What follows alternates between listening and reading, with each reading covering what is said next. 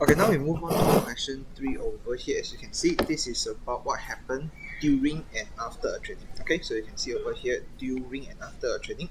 So this is kind of typical question, as you know lah. Okay, if you go to nota also, you can see there's an entire page of answer over there. So basically, if you remember, the core principle over here is about our lactic acid fermentation, right? Okay, it's about the fermentation over here. So what happened is that you just have to briefly expand through what is the causes of this fermentation and what happened during this fermentation, and finally in the end, what is the effect of this fermentation. Okay, so with these three key things, I believe you can answer the during very well lah. Okay, yep. And moving on to the after, basically very simple lah. Just happened. What do we do after? And then why do we do so?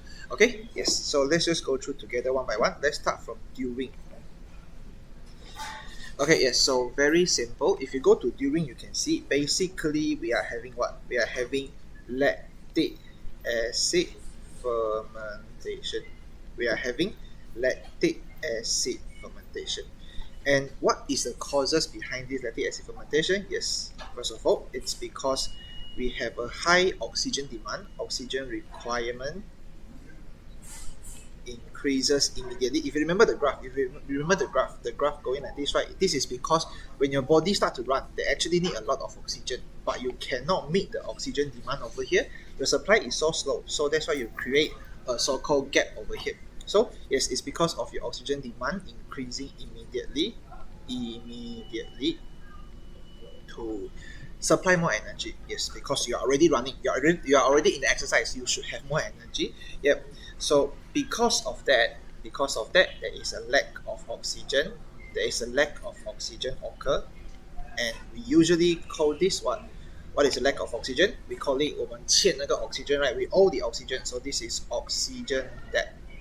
Because of the lack of oxygen, now we have oxygen that occurs. Yes. Okay, so this will be the very simple cause over here.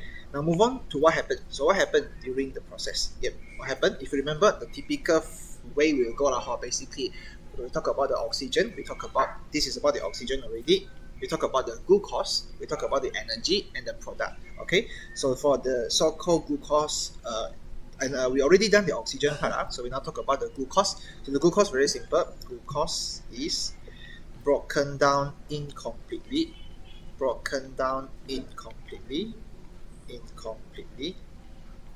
okay, and similarly less energy is produced. So again, oxygen, glucose, energy, less energy is produced. Last point, the product. So what is the product here? Lactic acid. Okay, lactic acid. So lactic acid will be produced and it will accumulate.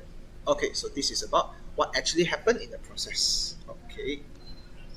Okay, and finally, last one, what happened is that we can talk about the effect. What is the effect of all of this thing? What is the effect of having this fermentation? Okay, so very simple. I mean, I think very straightforward. We can see that, yes, this is about muscle cramp, because the lactic acid accumulate can basically cause muscle cramp. Okay, yep, so this is all about what happened during the training. Okay, now move on to what happened after the training. I think very simple. After the training, what happened? Yes, we will start to, gasp for air. So breathe fast and deep. Why do we do so? Because we want to inhale more oxygen. Okay, athlete do this to inhale more oxygen, and remember, this is to pay off your debt, to clear out the lactic acid. So this can oxidize lactic acid.